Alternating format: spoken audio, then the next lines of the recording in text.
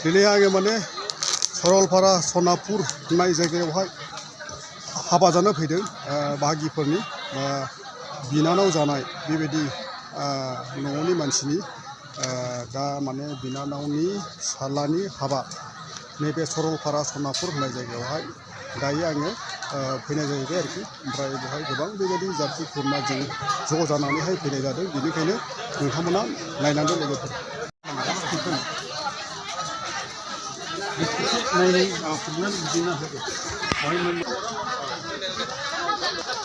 ओरैहा बेम पार्टियाबो जाबाय टाइम जाबाय नालाय बेम पार्टियाबो जाबाय ना नै बाजैखौबो लोगो मोनबावबायसो बे गामिनि खामोन नालाय बिबो फिसालाया बोरैमोनलाय हेरान्थ'आ बोरैमोनलाय क्लास ने बेम पार्टि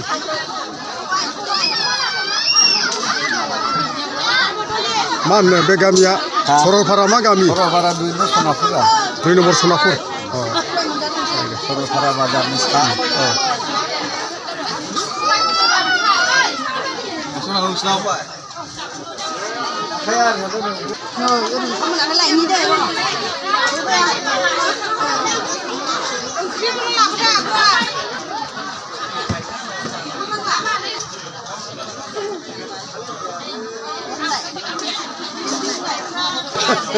दे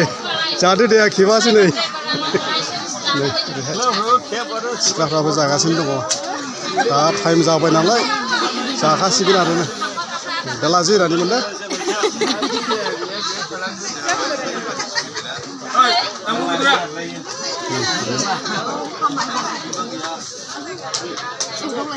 ओंखाम नांगौ नामा सोरनोबा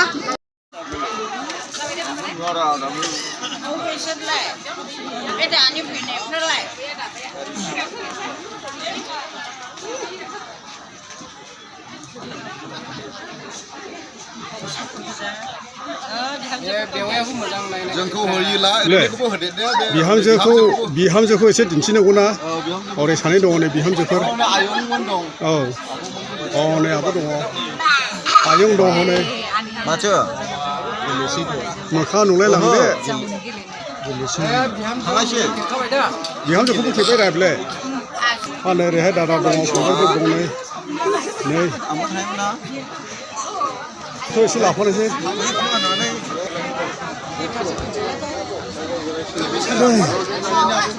बेखौ ना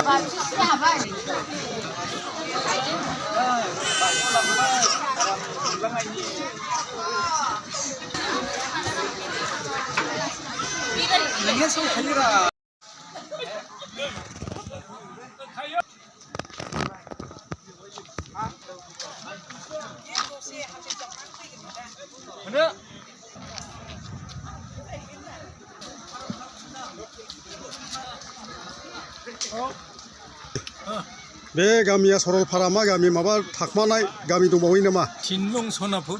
3 नम्बर सनापुर दे ओमफ्राय बे हाबा जानाया सेथि ना नैथि ना थामथि नैथिथ' नङा मा होनो बिदिखौ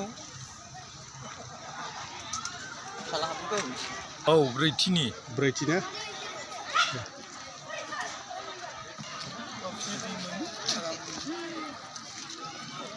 जेमस